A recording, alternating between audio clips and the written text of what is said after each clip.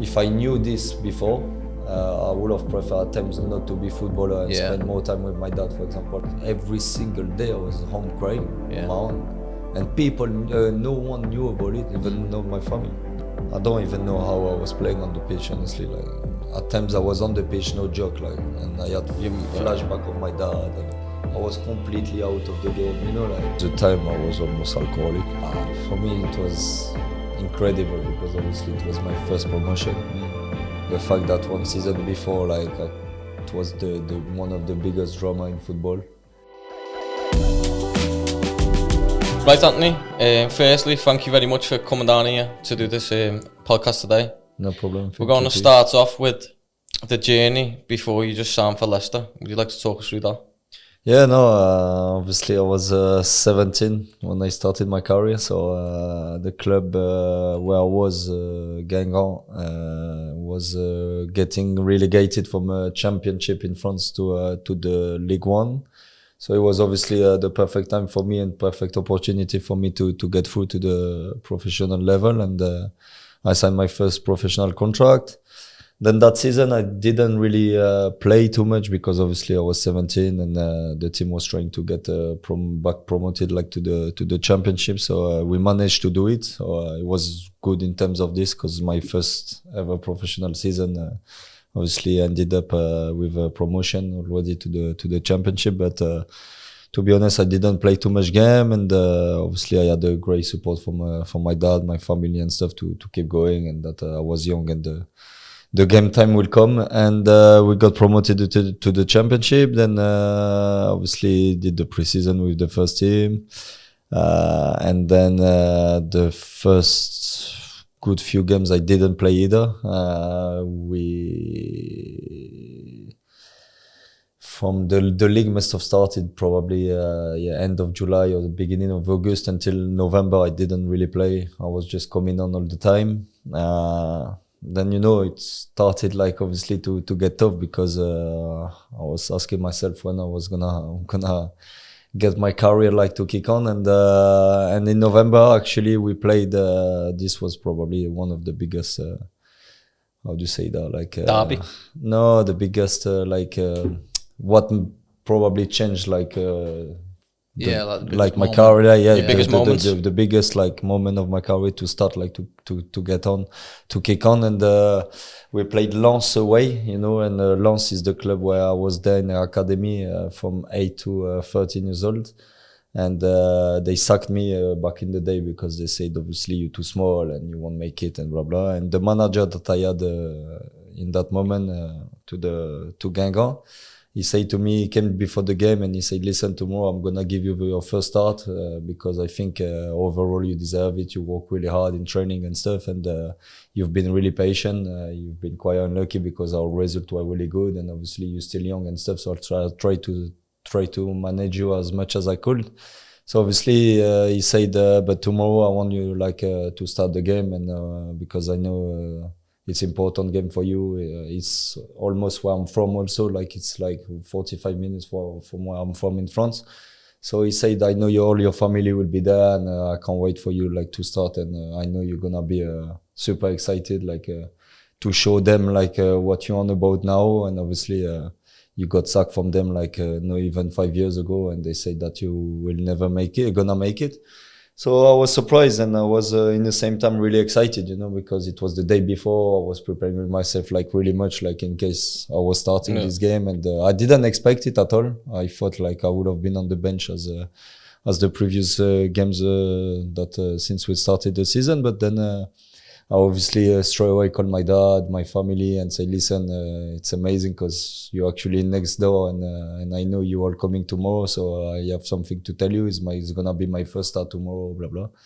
And they were super excited, and they came to the game, and honestly I can't describe to words like my performance was just amazing that game. And from there I just started every single game and scored like probably that season I scored 11 goals and 9 assists, which was my first season in the championship in France. So I was 18, you know, so it was incredible. Do you think the timing for that game where the manager, he picked you for that game where you got sacked, like you said, from the team, and you were so excited. You wanted to prove that team that they were wrong for getting rid of you. Do you think that game was perfectly timed for you to go and showcase your ability? Yeah, I think it was just a sign of God. Like, you know, that whenever you see like that, you just working so hard, do all the sacrifices since, you know, I was like probably 8 years old, and all of that, like, and you see that you have a guy next to you who says like, listen, I'm gonna give you my trust for tomorrow because of what happened to you and stuff with this club, this history and stuff. You just want to give everything back to him, you know, and I think that was a big moment in my career that obviously like got me started on fire, and obviously and from there, I just honestly had an amazing season. And then at the end of the year, I was about to, obviously at the end of the season, I was about to sign for Montpellier, you know, that season they got champions with Giroud, you know, that was the season they did a miracle and got champions. So obviously Montpellier wanted to sign me for the next season. And I was like in a dream, because obviously I was 18 still, and I was gonna turn 19 in November, but that was pre-season, and I was thinking that I was gonna play Champions League in 18 years old. So, you know, like even my dad was dreaming. And it didn't happen because Guingamp obviously has too much money. The negotiation kept going down so long, and it couldn't happen. So obviously I had 1 year left. Because if you think about it, like they signed me 3 years, like a contract of 3 years professional. So I did my first year in League One, then second in Championship, and I done well. So I was about to move there. They didn't agree a price with Montpellier, and then obviously I said to the club like nicely without making any issue, obviously, because you know, my dream was to go to Montpellier. Obviously, like you know, playing Champions League at 18 years old was something I would have never thought. And as soon as I knew that Montpellier would have gave up because they couldn't agree with Guingamp, I said to Guingamp that obviously I wouldn't sign a new deal and I will leave free at the end of the season if they don't find an option for me to live somewhere. Because I was excited, like obviously to already like go abroad or like find something, you know, better, higher level. And then Leicester came. They made an offer, obviously, so much less as well than Montpellier. But Montpellier were already like found another player and stuff, you know, because it took so long.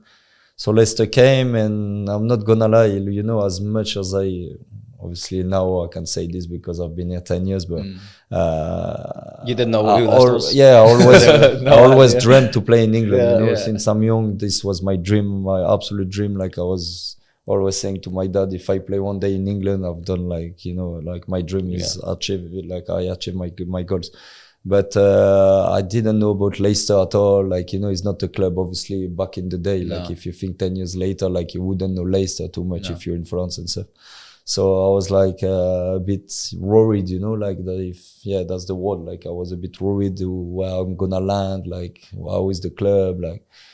I didn't know too much the Championship as well, apart from obviously the Premier League that I was following a lot, but the Championship I never really followed before and stuff. So I was like, I'm not sure. My dad was a bit hesitating as well. Like he was like, are you sure it's the right time? You only did one season. Like maybe it's good for you like to stay in France and show yourself again and then move from there, you know, like, yeah. And then I was unsure, and then I had a lot of talk with my agent, my dad and stuff, and I say to my dad, listen, you know how I am, like since I'm young, I've never been scared of anything, like in terms of challenge and obviously going abroad, or like I've always been like this. So I think it's listen, I will take the risk and see what happens. And then I came to Leicester, and obviously I had a successful time there. So it's been a really risky bet, but at the end he paid off, and I think from there my career really went on well. When you moved over to Leicester, obviously, what was you 20 years old then? I was 19, I signed 20? When I was 19. 19. 10, 20 November. So Did you move over by yourself, with family, with friends? Back in the day, I was with my ex-wife, so obviously, Right. yeah, she came with me. I wasn't married yet. I got married the summer after, Yeah. actually. And then, yeah, after I had my son, when actually my son could have been born there, but we decided like to make him born in France. So Yeah. obviously, he's born in France, but my son actually been Yeah. made in Leicester. So That must have been in itself like such. I'm just thinking about like us when we were younger. Like I lived at home with all my family. Like well, I moved out, but I lived with all my family friends around me when I was 19, 20, and you're moving a different country into a, like, not many people at that age move countries for a career. Like, you've no parents with you, you've no siblings, no friends, just you and your girlfriend at the time. Like, was that like a massive culture change, lifestyle change? Like, how? Listen, it's a thing that I don't think people can understand, outside football. You living your whole family, you living your whole life. Basically, you just go there, you don't know where you are. I couldn't talk any word of English. Yeah. My ex-wife the same. So I'm not gonna lie, the first 6 months in terms of adaptation and stuff, like, for me it was okay because I'm a sociable guy and I can talk with anyone, and even if I didn't understand, but I'm quite easy like to get on with, so it was okay for me. But for my ex-wife, obviously it was difficult. My family, when they were coming, obviously, like, it was completely another culture. Like, they were a bit worried for me that I can't adapt and I'm sad and I don't tell them stuff like this. But I think more importantly for me is that, all of this is sacrifices that people don't realize, if I really think about it, like myself, since I'm 8 years old, I never really lived with my parents, No. Yeah. which, there was some times in my career that, when I was really down and stuff, I was thinking that if I knew this before, I would have preferred at times not to be footballer and spend more time with my dad, for example, that I lost like when I was 25. And that I almost like at times regretted like that I chose like to do this job, and obviously like You're choosing between a career and your family, aren't you? Exactly, and at the end of the day, I know so many players will say it's passion. Of course it is. When you're young, you dream to be a footballer. Yeah. Don't get me wrong, you dream. It's your dream. Like, if I see my little boy now, my son is obsessed about football, and that's his dream. This I understand. But when you grow up and stuff, the more you grow up, like the older you get, the more you think about also one thing is also your future, and your future means what? Money. Yeah. And when I say this, is securing like your life, your future, your kids, and this comes with money. Yeah. And so many players will say, no, it's not true. Me is winning titles, but for me, this is not true. No. For me, yeah, there is different level also. If I talk about the Man City players, for example, yes, of course, it's so good enough like to win titles and money, But us, the players like us, were like, we do everything, trying to do everything right, but try being us. Yeah, but we can't. Try being us. I mean, like you try your best basically. Like I tried my best all my career, and I couldn't be better than what I am. It's life, that's the way it is. Like, and that's it. I'm proud of what I do, what I did, and that's the way it is. But you also at some point start like obviously to think also like financially and everything, Yeah, definitely.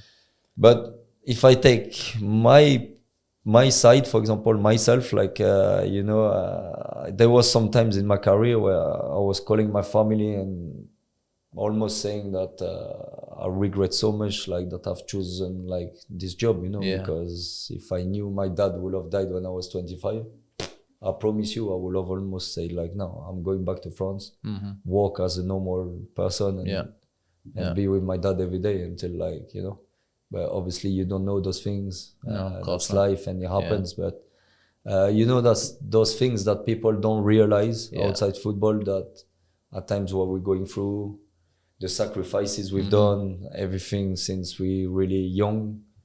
that it's a lot. Yeah, And, because we've all got we- friends. Like I've got friends who say to me all the time, "I would do anything to be a footballer. Like I would do absolutely anything. You've got the best job in the world." And we touch on it all the time, don't we? We appreciate what we do and how much we love it and how lucky we are. But then also, as you said there, we would give it up in a heartbeat to make sure your family are safe, to spend more time with your family. Like you don't know that, or people from the outside don't know that you're making that sacrifice at age 19, which is you're still a child. You're moving, uprooting your whole life away from your family. You don't know when you're going to see them again, just to chase a dream, and you've no idea how it's going to turn out. You know, I think I can understand some people who will say like, I would give anything to be a footballer, and because it's true, it's so dreamful, like to see when you go to a stadium, or say as a fan, and you see the players on the pitch, the atmosphere, it's a dream to be there inside the pitch and around, like, I don't know, at times like 60,000 people and stuff. Like, don't get me wrong, it's the best feeling in the world. But that's why I say myself, you know, like, I know as how much I am as a guy, like as a family guy, you know, like for me, my family is over everything. And the older I get, the more I find myself like being sad that I've been away from my family too much like this, you know, and that's the way I am, you know, like maybe some people will criticize me and say, look, he almost complains like that is professional. That's not what I said at all, you know. For me, what I say is that if I had the chance, for example, to know that my dad would have died when I was 25, I would have preferred not to be a footballer, work as a normal job. I don't care about the money that I did earn in my career, and I would have earned as a normal person, like as a builder, and I would have spent more time with my family. You know, that's exactly my words that I want to say, you know, like that for me, like, you know, family time is more important than anything else in life, you know. You know, it's like really like upsetting for me to hear that. Like, I can hear it in your voice. Yeah. And it's hard for me to, you know, to hear that coming from you. Because that's something that we've been trying to talk about. It's like we get labelled as a footballer and people forget that we're human beings. Yeah, exactly. You've lost like valuable time with your dad, and like I couldn't like imagine that. I haven't been through that, and that is tough, and that's the message that we're trying to send out there to. Yeah, exactly. That's why I retook my words, like, obviously, because for people to understand that, you know, like for me, my time with my dad, for example, would have been like the most important thing in my life, you know. And if you compare, for example, football to time with your dad, I think everyone will have agreed with me that obviously football is nothing compared to this, you know? It's irrelevant, yeah. And, you know, I think, you know, like obviously you good friend with Conor Golson and stuff, and you can ask him, like, in the state I was at times when my dad died. Obviously I was with him in Brighton, and he just saw me in a bad way, and I was suffering really like much, like I never suffered in my life before like this. And that's why now with time, like, and stuff, you know, now I can talk normally about it and stuff. But a few years back, I would have never been able like to talk properly now about this. But for me, my time with my family has been really reduced because of my career, and I'm not complaining, because at the end of the day, look, it was my dad's dream for me to become a footballer, you know. So I'm one part like so proud of myself and that I made this dream come true. But at times I'm also sad, you know. I'm a human, as you said, and I have down like time, and I'm thinking about all those things, and at times I'm saying to myself, well, I wish I never really, wanted to be a footballer, and I would have spent more time with my family, you know.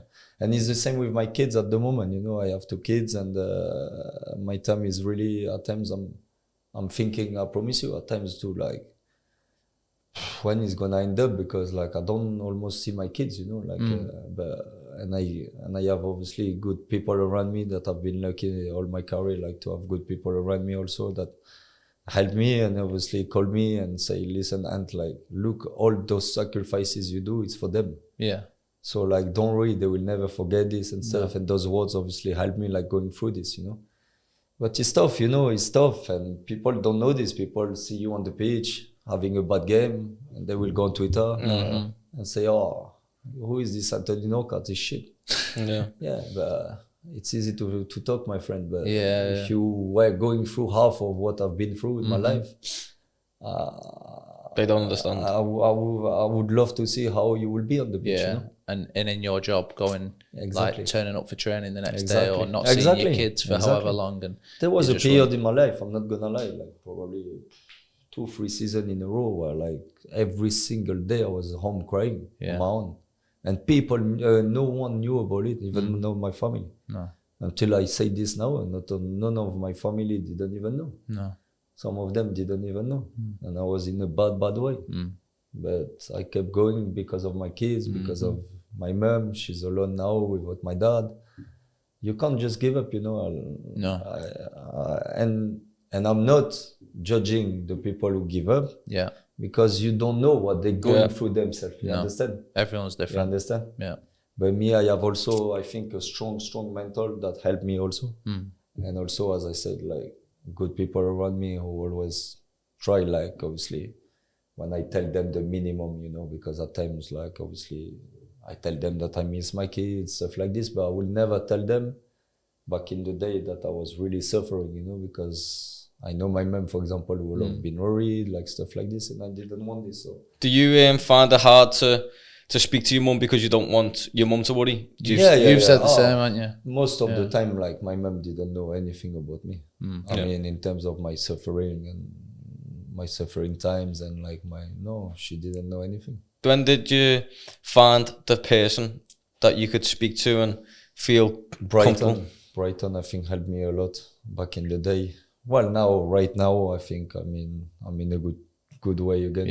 I'm happy, you know, like I found happiness again in terms of everything, you know, like I'm more mature, I think, as well, you know, which is help you a lot, you know, like the age and obviously the maturity, everything. But back in the day, Brighton helped me massively, you know, like there was one Christmas party. I think Connor was still there actually. And I was just in the corner crying, like during a night out with the boys. Obviously, it was Christmas party. And it's Bruno, you know, the captain back in the day, found me out in like on the corner, like crying and stuff. And he say, Ant, like, what's going on? And I told him the truth. I say, listen, I think I'm having a breakdown here. Like, I'm suffering too much. I can't stay like this and stuff. And obviously Brighton, like, managed to find me straight after that trip. We came back, it was in Prague or whatever, and the club, like, obviously managed to find me a counselor, and I saw one for such a long time, and he helped me massively, and I got better. And after also, you know, I got, I think, I accepted the fact that my dad wasn't here anymore, and then, you know, I think this was a big pain in my life.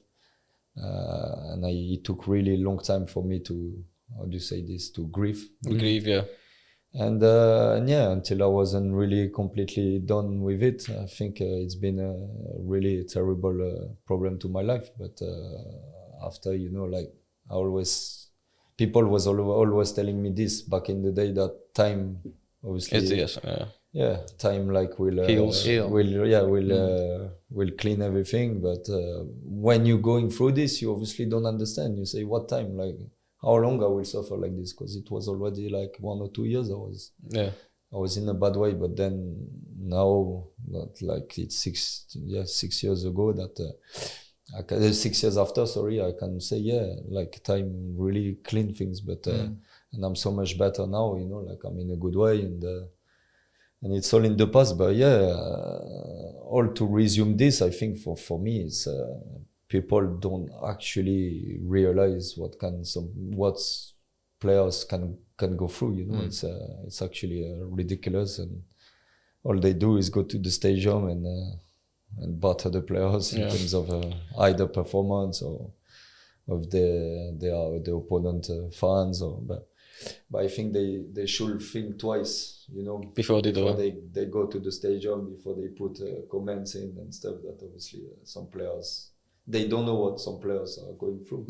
I think you took a massive step on your Christmas night out and by being open and telling Bruno, so then he can take that step further to get you help. I think people keep it inside and suffer alone, and until they finally speak to someone and get help, that's the only time they can start trying to heal. I just think football's so powerful. Like, in terms of, you're saying there that Brighton was probably the first place that really helped you. The lads really got around you. Like you've said before, like it's people in football that you would go and speak to. Like, we've already had how many messages over the past couple of days, people reaching out to us saying, I've had this issue, this issue, I need help with this. I can really relate to you. I feel like football as an industry, everyone is relatable. Like, there's things that I could tell lads in football and at my clubs that I've been at, things that I couldn't speak to with people that I've grown up with, for example, because I think as a footballer, you're relatable to each other. And I think the community is really powerful. And I think that's the message we're trying to get across, isn't it? That everybody can really help each other once you talk about it. No, I think there is two parts about this. Is the first one is it's never easy to talk when you're going through a bad time, because I don't know, at times maybe some of the people will feel shameful, will think it's a big shame to talk, which is understandable, you know, like you first time for my experience, for example, first time Brighton like forced me to go to that counselor that I was seeing for a while. I was trying to do everything to avoid her that day, you know. I was like, no, I can't, like I'm scared, like, you know, you fear something because you think like, you feel like you're gonna talk to someone you never see in your life and talk about all your life, all your problem, all you feel inside, you know, and it's difficult, you know, like I can understand this. So there is this, but my message, why I say all of this now, I shouldn't have to say all of this, but why I say it, and obviously I want to say it, is obviously to help people that going through bad times, that from my experience, if I can help, like the quickest they can talk or get help, the better it is, you know, because I remember before that, I had some times where like, it's sad to say, but if I didn't have kids back in the day, I was thinking of bad ideas, you know, and that's quite sad, you know, because when you're that young, like imagine I would have done something stupid. And you know, and that's the end of a life where like all your family suffer after, you know. Also, this is not just you, all your family are behind, like, you know. And so I was in a bad way, in a really bad way, and from my experience, like I want to help people that saying that obviously when you go through a bad time, don't be scared and speak up. Speak up. Like, it's no shame. Like everyone. I mean, even I don't know. It's not even about money, but I mean, even a billionaire tomorrow can be going through a depression that you wouldn't even know. You know. And well, that's what I was going to go on to. Or like when you're going through this tough time, like you're still performing on the pitch. Like, how are you doing that? How are you performing to that level, by Honestly, the hardest thing I think for me was like, obviously, to hide to people, like the fans and stuff. Like, I wish I had the courage back in the day, like to, I don't know, even post something on Instagram and say, listen, like, I'm a grown man now, I will tell you the truth, like I'm going through bad times, like I'm really apologizing for like if my performances are really bad, because I can't just get my head like into football, you know, like I was such in a bad way that I don't even know how I was playing on the pitch, honestly. Like at times I was on the pitch, no joke, like, and I had flashback of my dad, and I was completely out of the game, you know, like, and I was trying at the same time not to show it, you know, so that's really difficult, you know. It's I can't explain, like sometimes like I was on the pitch really and not thinking at all about the game. I was playing, you know, like it's so weird to explain, like I was completely out in my mind was like the chest, you know, like say there will be a throw-in on the other side, and I will just look somewhere and like think about like some stuff happened to my life or like to my dad, and you know, like you go out of the game, and thank God in that club in Brighton, like I had really good fans who was really good to me, so it was easier to deal with. But obviously the worst was probably when I went to Fulham, you know, like my performances that first season wasn't the best, which can happen, you know, it's football again. And I saw some horrible comments, and you know, because of what I've been through before that and stuff, like it really hurted me like too much, and I got like, how do you say? It's like someone like I don't know, like was needling me, like, you know, like, someone like a stab to like the heart. like I got stabbed. Like it was really affecting you. Yeah, and it was really affecting me, like, and I couldn't get better. Yeah. And then my time was my time in Fulham was almost over in my head, like, because I knew like I wasn't appreciated by the fans, by anyone, and then it's been difficult. We'll get onto that, and we'll definitely talk about Brighton, because like from the sounds of it, you speak very highly of Brighton and like what the club have done for you. Yeah. But going back to when you first got your move to Leicester, 19-year-old lad moving over to Leicester, not speaking much English. How was that transition for you? And like, did you get much help from anyone from Leicester or the senior pros? Like, how was that transition? Because that season, you just got off to a flyer. Yeah. No.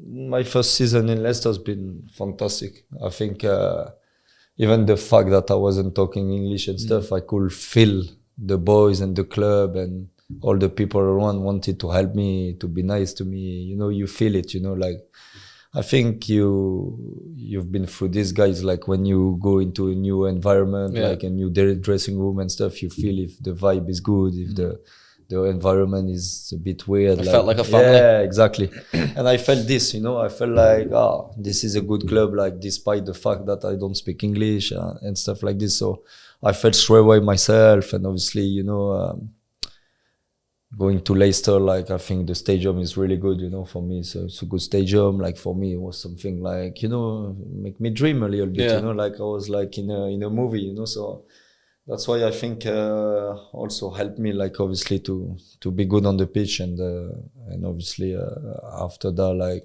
obviously 6 months, 1 year, 2 years, my English started to get better, and yeah, I was super happy. And the only really bad memories that I have in Leicester is the fact that I didn't really play the last season there when we went the Prem. But I mean, it's football, it's part of football, it's choices, and yeah, I was just young and immature, like obviously to understand, you know, you all want to play when you're 22 in the Premier League. It's something crazy for you. So I wasn't mature enough, obviously, to deal the situation better, because they offered me a new deal. I refused, so I went to Belgium. And I wish, well, no, I will never regret this really, that I moved to Belgium and stuff, because obviously, who would have thought that Leicester would have been champions, Premier League champions the year after? I could have never thought. So it's not even like a regret, but yeah, maybe I would have signed a new deal and Leicester wouldn't have been you never know, you know, it's life. But yeah, no, my time in Leicester was really good overall, and I was really happy. Your first full season at Leicester was the playoffs. Yeah. And it goes to the semi-finals against Watford, which you've spoke about before. People always remember this situation. And you get a penalty, and you miss the penalty, and you go down the other end, and Dini scores. How did you deal with that? Because there's no game until the next season. The season's over. How was that time off? Because usually, if you play a game, you can right the wrongs the next game a couple of days later. How did you manage to deal with that in the off season? But I think, not gonna lie, I don't know why or something, because I'm such a competitive player. Like if there was one competitive player in this world, it's me. Like I would kill myself like to win a game. Like you know what I mean? Like I mean, I will give everything like to win a football game. But actually, I was really, really surprised with myself that, you know, I think that the fact that we were on holiday, obviously, the game the day after, because we lost obviously the semi-final, I completely switched off, went away with my family, my dad, my ex-wife, and I didn't really have time to think about it, you know, like, as I said, I'm such a family man, and when I'm away with my family and stuff, I completely switch off about football, and that's my time off, you know. I completely think about other things than football and enjoy with my family, you know. So to be honest, I almost forgot it like really quick, and I kind of say to myself, like, listen, the season after you need to do better. Did you use it as fire because the next season you just won the league and got promoted to the Prem? Do you know what though? Sorry, that for me is like so good, because that reiterates the point what we're always banging on about in terms of have something else to focus on off the pitch, and for you there, that is your family. Everybody else is probably beating themselves up about you missing that penalty. Everyone in the world is talking about it, whereas you yourself are thinking, no, you know what, football's finished, I'm now going to enjoy myself time with the family. I promise you, I am so honest about it. And from the day after, I was, of course, I think maybe 2-3 days, you know, I was thinking with me and my dad, we were talking about it and stuff, that's normal. But I wasn't like suffering about it. Like, I was like, even my dad was like, listen, look at the season you had, you 20 years old, Antony, like, think about it, like, I'm so proud of you, like, obviously. That's why I was so close to my dad. Yeah, exactly. Yeah, like you know, I had great grace. Always had great support around me throughout my career. So, no, I think no, my dad found the right words, like obviously to get me in a better way straight away. And as I said, that was a way straight away. So like I didn't have time to think. Came back to pre-season, did an amazing one, and obviously got ready for a new season, and we got promoted. And that's what you're saying there, isn't it? To go from such a low point in the previous season to then one of the best periods ever the season after, I think is like unbelievable, really. The character that obviously you had to show personally to then go on and have the season that you had and then get promoted is like something that no one would have really expected, would they? No. And then obviously talk us through the promotion to the Premier League. You said earlier about your dream was to play in the Premier League. You've played the full season. You've done really well again personally, and as a team, you won the league. How was that feeling when getting promoted to the Premier League? For me, it was incredible because obviously it was my first promotion, and I was still young. And I think we just spoke about it. You know, like it was how do you say this? It's summed up, summing up, like the fact that obviously I'm really strong mentally, you know, the fact that one season before, like it was the one of the biggest drama in football, and then the season after I produced like, you know, such a good season with, even in terms of stats, I think that season I ended up like having maybe 9 goals and 7 assists, you know, which was a good season, you know, and I was still 20 years old, you know. So, you know, to do this from one season where like you, let's be honest, almost killed the club, and obviously like don't let them like get promoted and achieve the goals that we obviously try to achieve, and then do a season like this and get promoted was just like incredible. And as I said again, like maybe people will get bored of it, but I'm such a family guy, and obviously, you know, when in my life, I always prioritize like, and even now I'm still the same, like 10 years later, like if people are happy, I'm happy, you know. And I'm just the way like I am, like it's just me, like and if I see my family happy, I will be happy, you know, but more than myself. Like I prefer them to be happy than myself, and it's always been like this. And you know, when I get promoted, for example, my first feeling is I want to see their face, like to see how happy they are, you know. Almost I forget myself, you know. And I've always been like this. So obviously when I saw my dad straight away, like in the stands, like jumping up, and I've never seen him like this before, like that was like obviously that memory lived with you forever. That was like obviously the best memories I will ever have, like, because that first promotion obviously for him was like incredible. It was seeing his son going to play against the best player in the world, and yeah, like I will never forget that moment, because obviously I remember his reaction in the stand, like was just incredible. And then after that season, like you said before, you wish you played more games in the Premier League. Yeah. It didn't work out. You went to Standard Liège. Yes, Standard Liège in Belgium. Yeah. But then finally signed for Brighton. Brighton, yeah. In January. Yeah, basically I spent 4 years for Standard Liège, and I did well. I did really well there in 6 months, and then Brighton needed a winger because back in the day, Solly March was really injured for 6 months or something, so they needed a winger.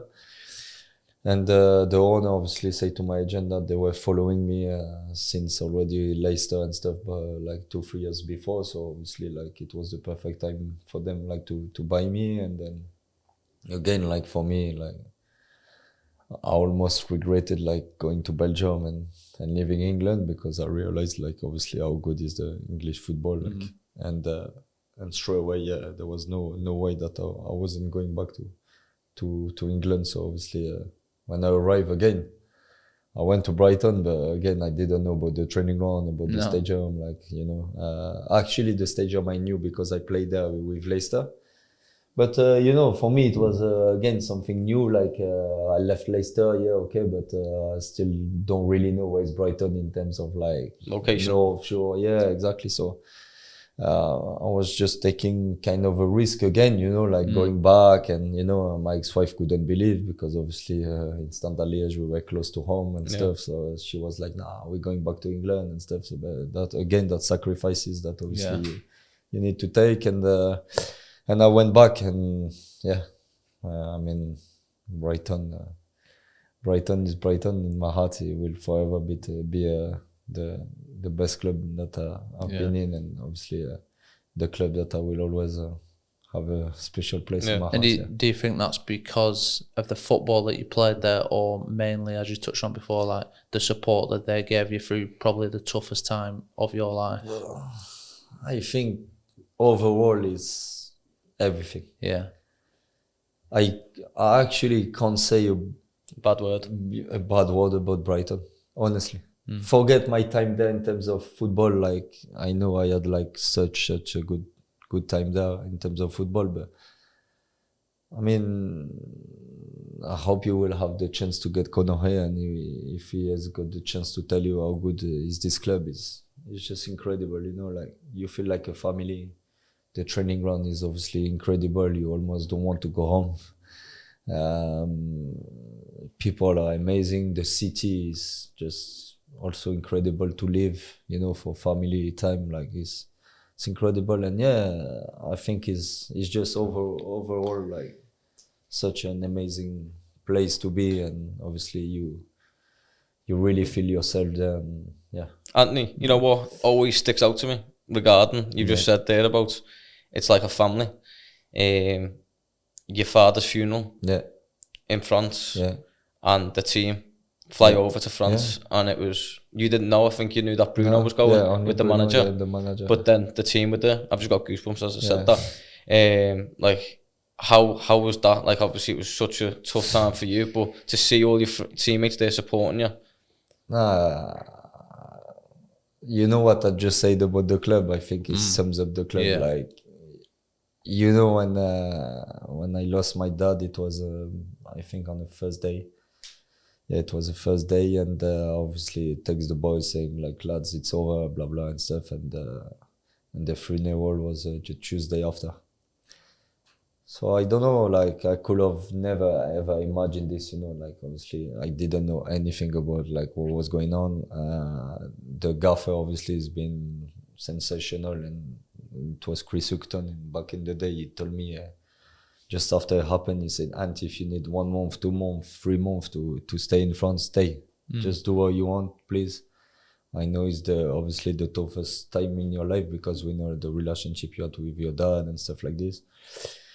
And that's it. It was like, I'll leave you to it. Please, if you need to ring me, you can ring anyone in the club. We will be there for you and stuff. But he tried to keep it short, obviously, because he knows, like, he knew that it was such a tragedy for me. And then I had Bruno on the phone. I can't remember if it was a phone call or message. And then he said, "Bro, please, I will need the address, because I think just me and the manager will come, you know."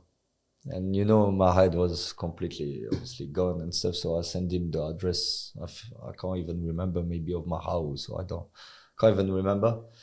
But I never ever thought in my life that obviously the whole squad will come over with the bus and blah blah. And obviously what happened is that the club managed like obviously to book a bus, to book a hotel the night before, like maybe 10 minutes away from the church that my dad was going the funeral. And that morning I will never forget, because obviously I went to the funeral first like so early, because obviously like to welcome all the people that was coming for my dad's funeral and stuff. And that day it was completely cold, like so cold, it was minus something. And I didn't take coat, you know, like I was just with my suit on. And obviously my mum and my dad was living like maybe 500 yards away from the church, you know, like of the village. So I say to my mum, listen, I'm going quickly back like to the house, like take a coat, because I won't be able like I was already gone, you know, from the crying and stuff. Like you know to yourself anyway, you know, it's a sad day. And so I say I need a coat at least like to maintain myself, like because I'm gonna. So I went to get my coat, and obviously walking so slow down, you know, back to the church, because I was on my own, like walking. And I came back and I saw a massive bus. And I will always remember all my life. My best friend came to me and he said, "Ant, I think, I'm not sure, but I think there was the whole team of Brighton and stuff." And I say, like, I almost say, like, what you on about? Like, it's impossible. Like, I couldn't believe, you know, like, and I kept walking and I saw like the players going one by one out of the bus, and I just started like to cry. And, wow, it was, And then they stayed the whole ceremony. They came to the cemetery until my dad was like, how do you say, buried? And they left only after like in beginning of the afternoon, you know. And see, that's amazing, isn't it? Like you I think it's like, something you will never ever see again. Or never happened before. No. I mean, it's another country. They were playing a massive game at the weekend. I think it was international break, but that was the Tuesday. I think they were playing that. Or maybe the week after, but still it was something, you know, like incredible from the club. Like the respect they had, like it's just, you know, something like you will never see before. And that's why you need a manager and a club to realise that the player, which was you in this case, is much bigger than football. They didn't care about that week of training or the game. Like they wanted to look after you and be there to support you and your family, which a lot of clubs probably wouldn't. Yeah, but I think, you know, the class of this manager, you know, Chris Hughton, is just something that, you know, you will never take off him. Yeah, he's just an incredible man. Like he's got really unbelievable values, and I think he knows what a player needs also in terms of life and emotionally, and he's been the best to me. Honestly, he's been incredible, and for me, obviously the tribute they did to my dad, it's something I will never ever forget. Ever. It's impossible. It's just it's for me the best in football anyway I've seen. I can remember Steve Siddle scoring and holding up your shirt. Yeah, this was the week before as well. Like actually the day after my dad died. Or maybe the afternoon. That was actually the same day. I think they play on a Thursday night in Bristol or Friday. And also this, you know, it's just, it was, it's something I will never forget, honestly. It's just the respect they had, like, it was incredible. Yeah. Even when I came back, like, always close to me, like, making sure I was okay. Like, honestly, it was. That's what's important to me, like, how was the support afterwards? Like, do you think like it could have improved? Not just from the club, but was there anything from the PFA or anything like that? You know, to like support you, anything from the Premier League filtering down, or do you think you had everything they could give at that time to support Brighton you? Did more than enough. The players and the club themselves, like, to keep me up. I think when you think that season I finished best player of the season. player of the year with in the championship. Yeah.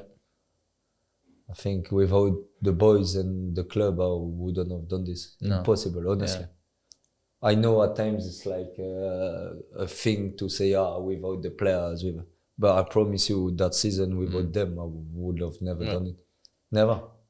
Never, because that summer, so we got promoted that summer, like that's where kind of my depression started really, because everything went back to reality. Yeah. I went away, and then I started to really realize, oh shit, my dad passed away. Yeah. Like, you know, because when... So you think the football helped you? Yeah, the football helped me because I was so... Releasing loads of energy. Yeah, releasing energy, and also so passionate that season that we were gonna make it with Brighton. We were playing obviously the first few positions, like to get promoted, and I was on fire. Like that season, I was really amazing.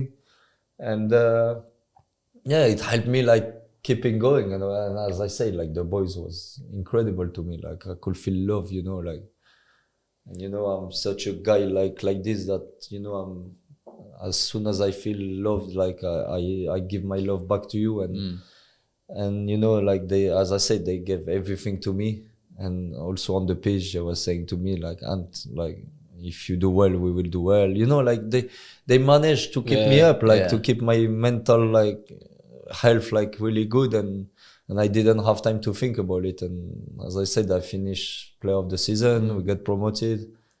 It was incredible, you know. But then after all the celebration, everything back to normal. I was just with my wife on holiday. Then you start to think again, oh shit, my dad is not here. Yeah. This, then, and just after this summer, I got divorced. Imagine.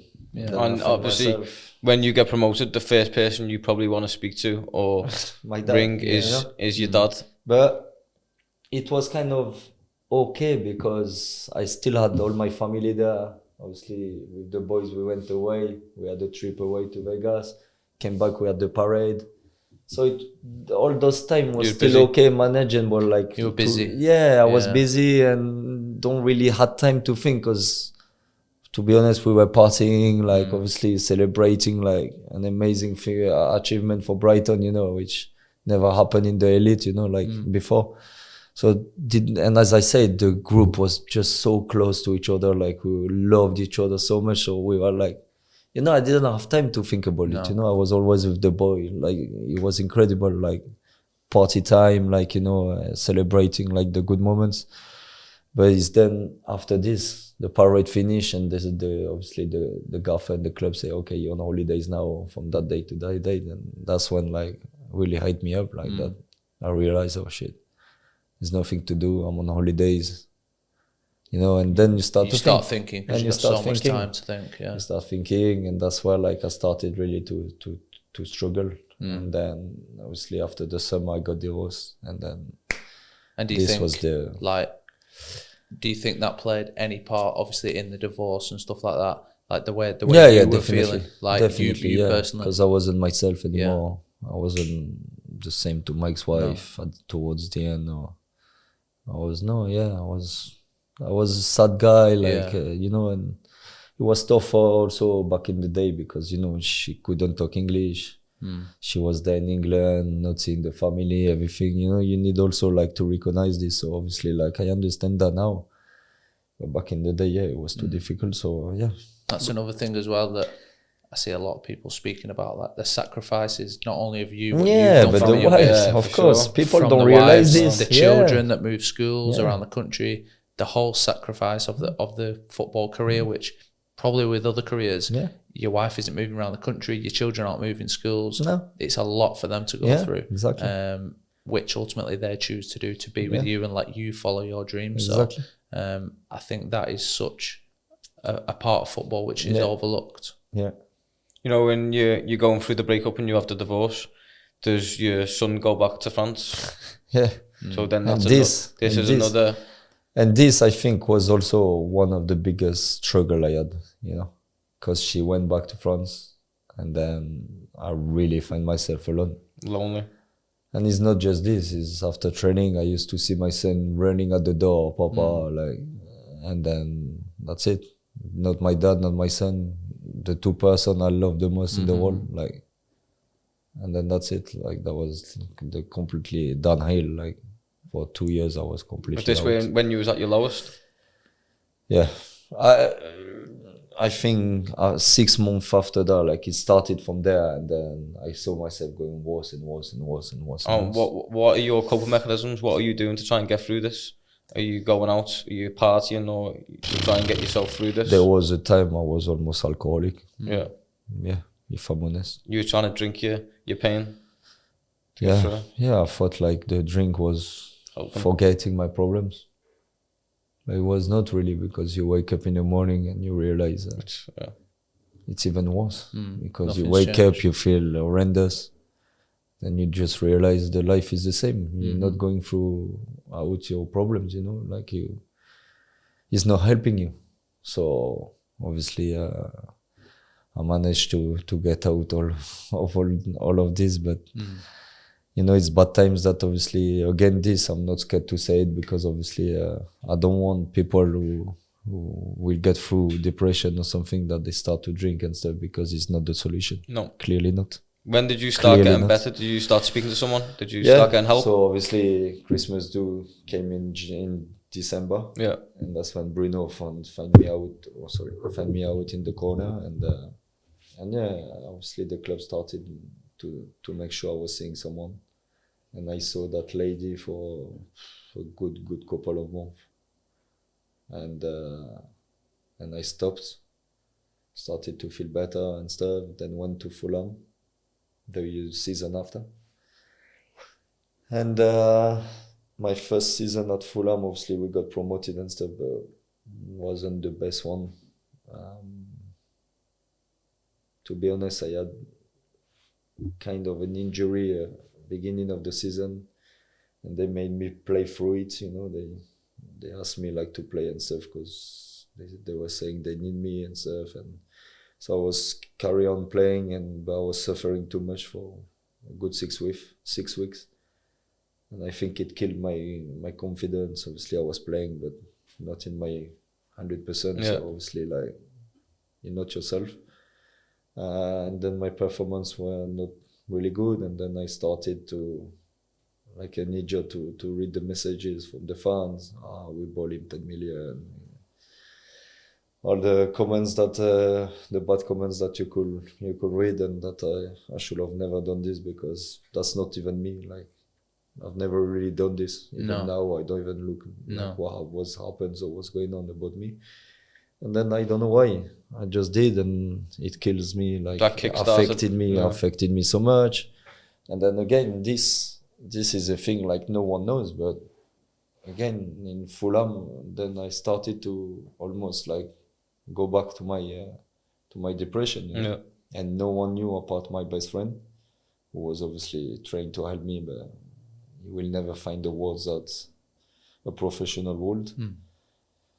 Then I saw a counselor, because my agent forced me, like, obviously my best friend was telling my agent at times behind my back that I was bad, so my agent was trying to call me and say, are you sure you're okay? Like, you know, because I can see on the pitch, you know, he's trying to find words like this.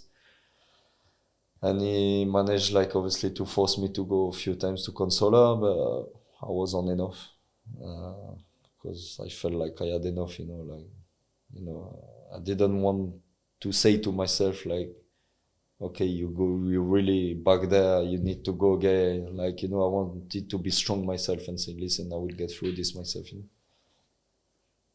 And then it went a good few months again that I wasn't feeling good and stuff. And I don't know why. I think really since last summer, I had a really bad time with Fulham, that in the pre-season didn't really appreciate what they did to me in terms of some stuff that happened.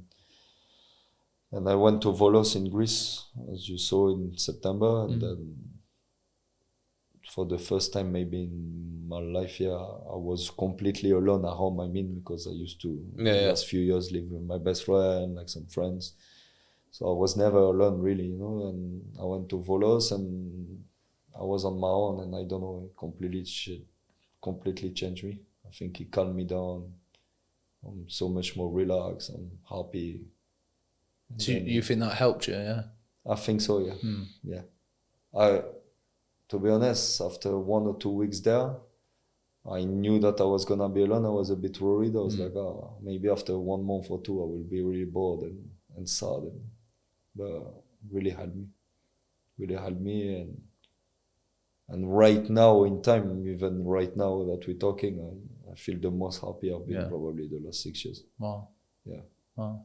And that's the most important thing. Yeah. And you're a credit to yourself to be able to go through all them setbacks and still to perform on the pitch that you was doing, because I can remember playing against you as a player, and you was a right winger and I was a right winger, and I could see similar traits in between me. Not in our technical ability. You was a little bit better than me. But I mean, like, both small, and like, you was such a good player. Like, you was the best player in the championship for me. I was always voting you as the best player in the championship. Thank you. And I would never have imagined what you was going through regarding all these setbacks and like having to deal with what you dealt with. And I think that's the biggest message for me. Like, you just wouldn't have known anything at all. Like, the way you said at the start, like, how you believe you're mentally strong. Like, some people say that and they're not.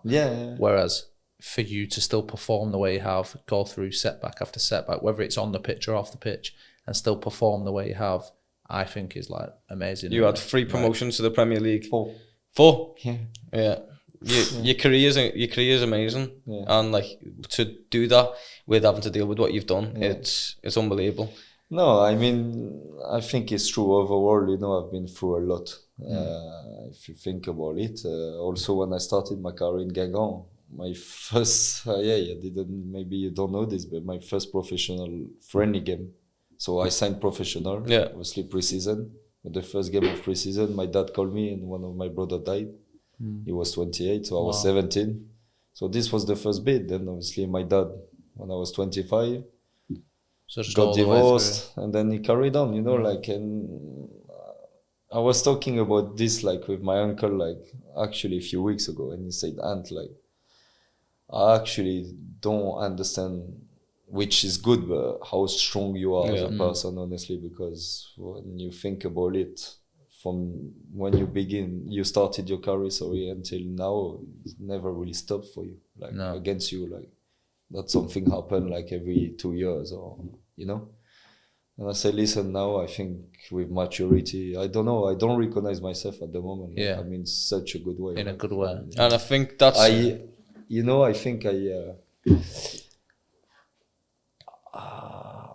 how can I describe this?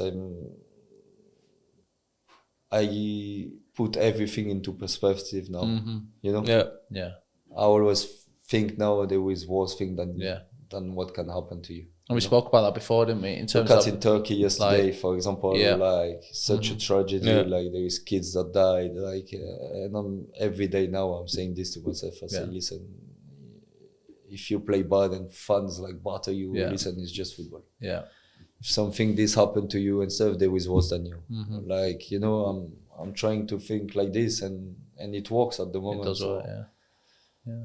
But my message overall, if I can help people, is that obviously if they're struggling, I want them, like, obviously not be shameful or scared, like, to go and talk, because there is nothing bad at all about this. Like, I think that's like so powerful that you've come on and be able to tell your story. So honest, and I think that's a massive message to everyone out there to don't feel like it's embarrassing to talk to someone. Like, find someone that you trust, find someone that you can go and vent out like your problems to, and it'll help you. And I think if we can get that message across to people, that'll be like we've done a good job. And thank you for coming on. Thank you to you. Thank you so much actually to come on. And it was amazing, and like, I actually appreciate talking about things like this, because as I said, I'm a man like that. If I can help, I will always help. And when I see like what I've been through, like, I don't want people to go through this. And obviously, if I can help people, and even some people that I don't even know, and they want one day to call me or really talk about this, I will be open. Because so someone will hear it who you don't know, who is being in a similar situation, whether that's a family member passing away, brother, father, divorce, and they'll be like, you know what, I might reach out to him, or I've been through something like that. If he's had the career that he's had, I can go on and do that as well. So I think you affect people that you don't even know that you're affecting. Yeah, definitely. I think that's the powerful bit behind but it. that's the message about everything we talk, you know, is to help people. And obviously, I think we live in a sad world at times enough that obviously if we can all help each other, we'll be a much better place. And that's the goal for everyone, I think. You know, I'd just like to end on, as we do with all our guests, don't we?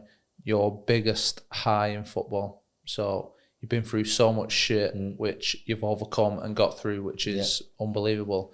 But I want to talk about your biggest high, whatever that may be in football. I would say the promotion with Brighton. Yeah. Because, as I said, it's such a contrast because I lost my dad that season.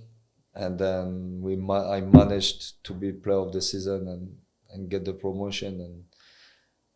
And as I said, you know, all the stuff we talk about, the club that coming to the final, like it's a season that for me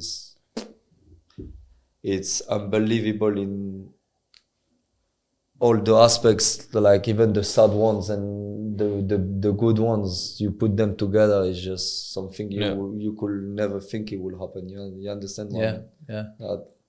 Imagine, I don't know. I mean, put maybe 20 players that lose their dad in one like in a season. Maybe 19 of them will stop. Like you wouldn't really see them until the end of the season. Definitely not getting player of the year and promotion is insane. Something, and also the team spirit we had in that team. Honestly, if I wasn't in that team that season, people explained to me how good he was, like, and stuff. Like I've been able, like, lucky enough to live it. Like I would have been jealous not to be in the dressing room. It was incredible. Incredible, the best I've ever had, and I will never forget the boys. It was incredible. Oh, thank you, man. Yeah, as John said, thanks for coming on. Appreciate all your words, mate. Thanks for your time. Thanks, Antony. Thank you so much.